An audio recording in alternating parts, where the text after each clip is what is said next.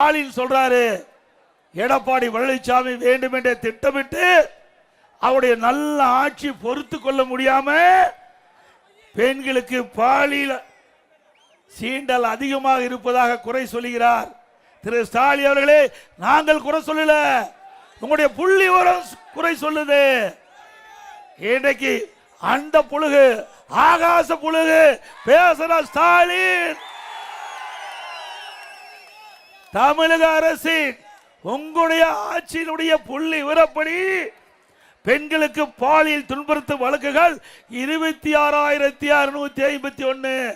நாங்க சொல்லல, ஸ்டாலின் தலைமையில் இருக்கின்ற திராவிட முன்னேற்ற கழக அரசு புள்ளி விவரப்படி 26,651 பேர் இந்த பாலியல் துன்பத்திற்கு ஆளாயிருக்கிறாங்க. இதுல போக்சோ வழக்கு 18,000 வழக்குகள் பதிவு செய்யப்பட்டதாக உங்களுடைய அரசாங்கத்துடைய புள்ளி விவரம் தெரிவிக்கின்றது. இதுல நீதிமன்றம் போய் அது பாதிக்கப்பட்டவர்களுக்கு 6,999 பேர் பாதிக்கப்பட்டதாக, இன்றைக்கு இந்த சிறுமிகள் பாதிக்கப்பட்டதாக உயர் நீதிமன்றமே தீர்ப்பளிக்கப்படுகிறது. இதே உங்களுடைய சமூகத்துறை அமைச்சர் தூத்துக்குடியில் பேசுகின்ற பொழுது அவர் குறிப்பிடுகிறார், 6,999 போக்சோ வழக்குகள் பதிவு செய்யப்பட்டுள்ளதாகவும் அதற்கு 84 கோடி நிவாரணம் அளிக்கப்பட்டதாகவும் உங்களுடைய சமூகத்துறை அமைச்சர் தெரிவித்திருக்கின்றார்.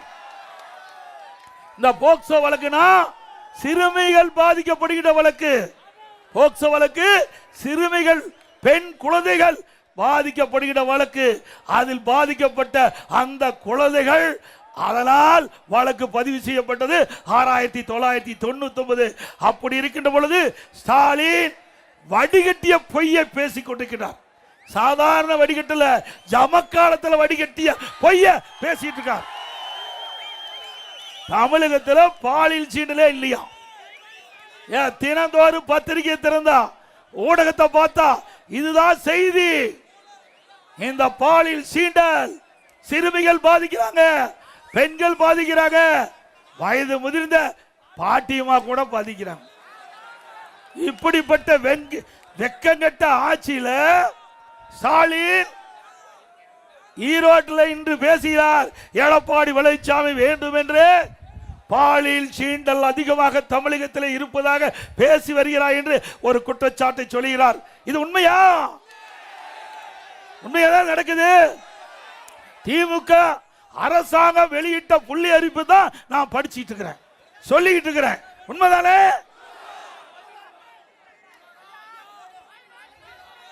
வந்தபோது கருப்பு பலூன் விட்டார், கருப்பு கொடி பிடித்தார், ஆளுங்கட்சிக்கு வந்தார், முதலமைச்சர் ஆனார். பாரத பிரதமர் சென்னைக்கு வந்தபோது வெள்ளை குடை பிடித்த வேந்தன் ஸ்டாலின். அசிங்கமா இல்ல பேசுறதுக்கு? எத்தனை முறை? 3 முறை சென்னைக்கு அழைச்சிங்க. தமிழ்நாட்டுக்கு வந்தார் திரு மோடி அவர்கள். மத்திய அரசு திட்டம் கலைவாணர் அரங்கில் அந்த நிகழ்ச்சி ஏற்படுத்தியிருந்தார் நம்முடைய முதலமைச்சர் திரு ஸ்டாலின் அவர்கள். அப்பொழுது அடிக்கல் நாட்டப்பட்டு அவருக்கு வரவேற்பு கொடுத்தீங்க, ரத்தன கம்பளம் விரிச்சு வரவேற்பு கொடுத்தீங்க. அப்போ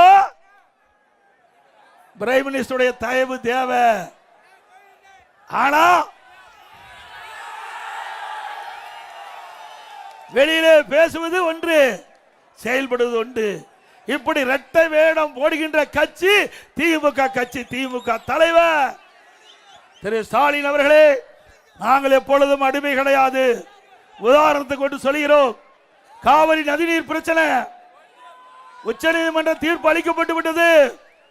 அந்த தீர்ப்பை அமல்படுத்த மத்திய அரசு காலம் தாழ்த்தியது. பாரதிய ஜனதாவோடு அண்ணா திமுக கூட்டணி வச்சிருந்தது.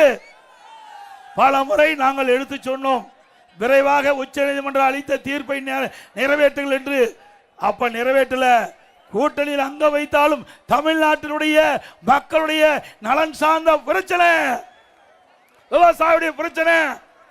நம்முடைய நாடாளுமன்ற 37 பேர் இன்றைக்கு உடனடியாக உச்ச நீதிமன்றம் அளித்த தீர்ப்பை நீங்கள் அமுல்படுத்த வேண்டும் என்று கோரிக்கை வச்சு 22 நாட்கள் நாடாளுமன்றத்தை முடக்கிய கட்சி அண்ணா திமுக கட்சி. கூட்டணியில் இருக்கின்ற பொழுது மக்கள் நலன் சார்ந்த பிரச்சனைக்கு முழு வடிவம் கொடுத்த கட்சி அதிமுக கட்சி. ஸ்டாலின் அவர்களே, உங்களால முடியுமா? கடந்த தேர்தலில் என்ன சொன்னீங்க? 2021 சட்டமன்ற பொது தேர்தலில் திராவிட முன்னேற்ற கழகம் ஆட்சிக்கு வந்தா நீட்டுக்கு விலக்கு பெறுவோம் சொன்னீங்களே. துணை முதலமைச்சர் உதயநிதி அவர்கள் நீட் விலக்கு பெறுவதற்கு ரகசியம் இருப்பதாக சொன்னீங்களே. ஏதாவது மத்திய அரசுக்கு அழுத்தம் கொடுத்தீங்களா? கொடுத்தாங்களா? இல்லது நாடாளுமன்றத்தில் உங்களுடைய நாடாளுமன்ற கூட்டணி கட்சி சேர்ந்த நாடாளுமன்ற அழுத்தம் கொடுத்தாங்களா? எப்பொழுது பார்த்தாலும் ஸ்டாலின் பேசுகிறார். 2024 நாடாளுமன்ற தேர்தலில் திமுக கூட்டணியில் அங்கம் வைக்கின்ற கட்சிகள் 39 இடத்திலும் வெற்றி பெற்று விட்டோம் என்று இன்னைக்கு மம்மதியில் இருக்கிறீங்களே. 39 நாடாளுமன்ற எங்க நாடாளுமன்றத்தில் பெஞ்ச தேய்ச்சிட்டு இருக்கிறீங்களா? நீட்டுக்கு விலக்கு பெறுவதற்கு ஏதாவது குரல் கொடுத்தீங்களா?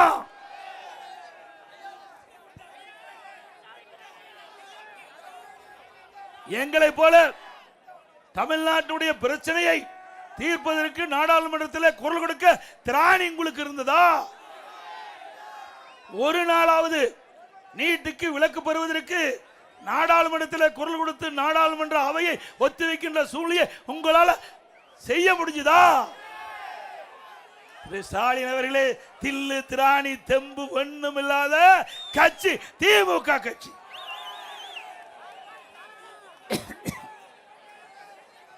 இன்றைய தினம் தமிழகத்தில் போதைப் பொருள் நிறைந்த மாநிலம். எங்க பார்த்தாலும் கஞ்சா விக்குதுல, விக்குதா இல்லைங்களா? கிராமத்திலிருந்து நகர வரை சந்து பொந்து மூளை முடுக்கு எல்லா இடத்திலையும் கஞ்சா விற்பனை அமோகமா நடக்குது. திமுக ஆட்சிக்கு வந்த உடனே ஒரே ஆண்டில் தமிழகத்தில் கஞ்சா புழக்க அதிகரித்து விட்டது. சட்டமன்றத்தில் பிரதான எதிர்கட்சி என்ற முறையில் முதலமைச்சருடைய கவனத்திற்கு கொண்டு வந்தேன். திரு ஸ்டாலின் அவர்களே, தமிழகத்தில் கஞ்சா போதைப் பொருள் எல்லா இடத்திலையும் தாராளமாக விற்பனை செய்யப்படுகிறது. அதை தடுத்து நிறுத்துங்கள் என்று பல முறை சொன்னோம். தொலைக்காட்சியின் வாயிலாக பேட்டி கொடுத்தோம், பத்திரிகையின் வாயிலாக அறிக்கை கொடுத்தோம். ஒண்ணுமே நடக்கல. இந்த போதை ஆசாமியால், கஞ்சா போதை ஆசாமியால் தமிழகத்தில் அன்றாடம் கொலை, கொள்ளை, திருட்டு, வழிப்பறிவு, பாலியல் வன்கொடுமை நடக்காத நாளே இல்ல. நடக்குதில்ல. அதை சொன்னா இன்றைக்கு ஈரோட்டில் தேவையில்லாத பதில முதலமைச்சர் பதிவு வைக்கிறார். திரு ஸ்டாலின் அவர்களே, உங்களுக்கு மனசாட்சி இருந்தால் உங்களுடைய புள்ளி விவரத்தின்படி நீங்கள் அதை எடுத்து படித்து பாருங்கள். நாங்கள் சொல்வது சரியா தவறா என்று அதை சிந்தித்து பேசுங்கள். புள்ளி விவரத்தோடு நாங்கள் பேசிட்டு இருக்கிறோம். ஆக இதற்கு அடிப்படை காரணமே இந்த போதை ஆசாமியால் கஞ்சா பயன்படுத்துகின்றவர்கள், நம்முடைய இளைஞர்கள், மாணவர்கள் இந்த கஞ்சா பயன்படுத்தி சீரழியக்கூடிய நிலை இந்த ஆட்சியிலே பார்க்கப்படுகிறது. நாம் பெற்ற பிள்ளைகள் நம் கண் முன்னே அழிகின்ற நிலை இந்த ஆட்சியிலே பார்க்கிறோம். இப்படிப்பட்ட கொடுமையான ஆட்சி தேவையா?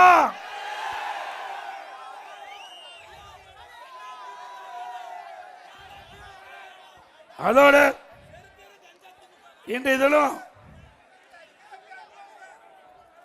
மின் கட்டணம் 52% உயர்த்திட்டாங்க. ஆண்டுக்கு 5% மின் கட்டண உயர்வு என்று அறிவிச்சு 3 ஆண்டுல 15% மின் கட்டண உயர்வு. ஏற்கனவே 52% உயர்த்தப்பட்டு விட்டது. இன்றைய தினம் 67% மின் கட்டண உயர்வு. கடைக்கு பீக் அவர் 6 to 9 வரைக்கும் 2 மடங்கு மின் கட்டண உயர்வு. அதே போல நகராட்சி, மாநகராட்சி, பேரூராட்சியில் வீட்டு வரி 100% உயர்வு. ஆண்டுக்கு 6% கூடுதலா வரி உயர்வு. 2 வருஷத்துல 12% உயர்ந்து விட்டது. அதிமுக ஆட்சியில் இருந்ததை விட திராவிட முன்னேற்ற கழக ஆட்சியில் 112% வீட்டு வரி உயர்வு, கடவரி 150% உயர்வு, ஆண்டுக்கு 6% கடவரி உயர்வு, அதோட குடிநீர் கட்டணம் உயர்வு. போதாதுக்கு குப்பைக்கு வரி போட்ட ஒரே அரசாங்கம் திரு ஸ்டாலின் தலைமையில் இருக்கிற அரசு. அதை கூட விட்டு வைக்கல. இதோட வெக்கங்கேடு கழிப்பற இத சென்னையில பராமரிப்பதற்கு ஊழல். ஏங்க கேவலம் இல்ல? கழிப்பறையை பராமரிப்பதற்கு அதுல ஊழல் செய்த ஒரே அரசாங்கம் திமுக அரசாங்கம். இன்றைய தினம் ஸ்டாலின் எப்பொழுது பார்த்தாலும் பேசுகிறார், இந்தியாவிலேயே முதன்மையான அரசாங்கம் திமுக அரசாங்கம். எதுல முதன்மையான அரசாங்கம்? கடன் வாங்குவதிலே முதன்மையான அரசாங்கம், ஊழல் செய்வதிலே முதன்மையான அரசாங்கம். உண்மைதானே? உண்மைதானே பேசுறோம். ஊழல் செய்கிறாங்கல்ல, 5 லட்சம் கோடி 5 வருஷத்துல கடன் வாங்கியிருக்கார். 5 வருஷத்துல. இதுதான் திமுக ஆட்சியுடைய சாதனை. திரு ஸ்டாலினுடைய சாதனை 5 லட்சம் கோடி வாங்கினது. சிந்திச்சு பாருங்க. கிட்டத்தட்ட 73 ஆண்டு காலம் பல அரசாங்கம் தமிழகத்திலே ஆண்டு இருக்குது. 73 ஆண்டு காலம் பல கட்சி தமிழகத்திலே ஆட்சி புரிந்திருக்குது.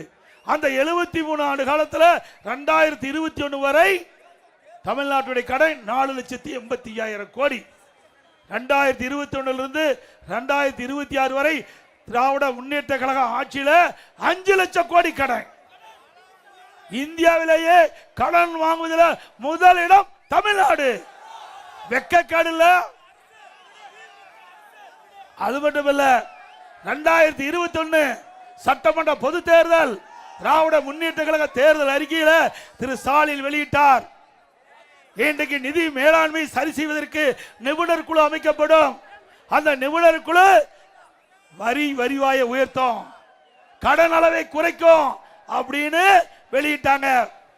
அதே போல நிபுணர் குழு அமைச்சாங்க. அமைச்ச பிறகு எதுக்கு அமைச்சாங்க? கடன் வாங்குறதுக்கு அமைச்சிருக்கிறாங்க. கடன் எப்படி வாங்குறது, அதுக்காக நிபுணர் குழு அமைச்சாங்க. கடனை குறைப்பதற்கு இல்ல, வருவாயை பெருக்கி கடனை குறைக்க இல்லை இந்த அரசாங்கம். அவருடைய நிபுணர் குழு கடனை பெறுவதற்கு அமைக்கப்பட்ட குழுதான் இந்த நிபுணர் குழு என்பதை நேரத்தில் தெரிவிக்க விரும்புகிறேன். அது மட்டுமல்ல, அருமை சகோதரர் திரு அன்பழகன் அவர்கள் உயர்கல்வித்துறை அமைச்சராக இருந்த காலகட்டம்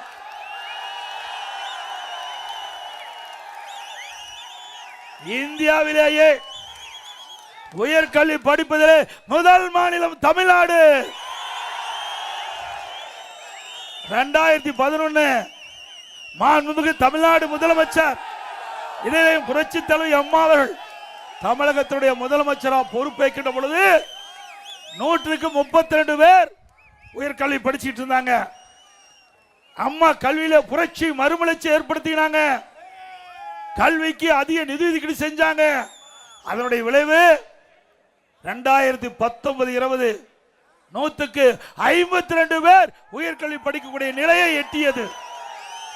மத்திய அரசுடைய இலக்கு 2030 அடைய வேண்டிய உயர்கல்வி இலக்கை 2019-20 அடைஞ்சு இன்றைக்கு இந்தியாவுக்கு உயர்கல்வி படிப்பதிலே முதல் மாநிலம் என்ற பெயரை பெற்றது அதிமுக அரசாங்கம்.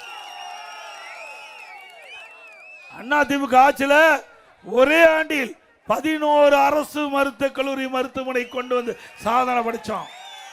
அம்மா இருக்கின்ற பொழுது 6 மருத்துவக் கல்லூரி மருத்துவமனை. 2011 2021 வரைக்கும் ஸ்டாலின் நேற்று தினம் பேசுகிறார். அதிமுக ஆட்சி இருண்ட ஆட்சி பேசுகிறார். திரு ஸ்டாலின் அவர்களே, வெக்கமான சூடு சுரணை இருந்தா நீங்க உண்மையை பேச வேணும். பெட்ரோல் டீசல் விலை குறைக்கிறாங்க, குறிச்சாங்களா? மாதந்தோறு கேஸ் சிலிண்டருக்கு மானியம் 100 ரூபாய் கொடுக்கறாங்க, கொடுத்தாங்களா? கல்விகள் ரத்து பண்ணாங்களா? அதே போல 100 நாள் வேலை திட்டத்தை 150 நாளா உயர்த்தினாங்களா? நாங்க தொடர்ந்து மத்திய அரசுக்கு அழுத்தம் கொடுத்ததின் காரணமாக மத்திய அரசாங்கம் 100 நாள் வேலை திட்டத்தை 125 நாளா உயர்த்தப்பட்டுகிறது. அதிமுக ஆட்சிக்கு உடனே 125 நாள் வேலை திட்டத்தை 150 நாளாக உயர்த்தப்படும்.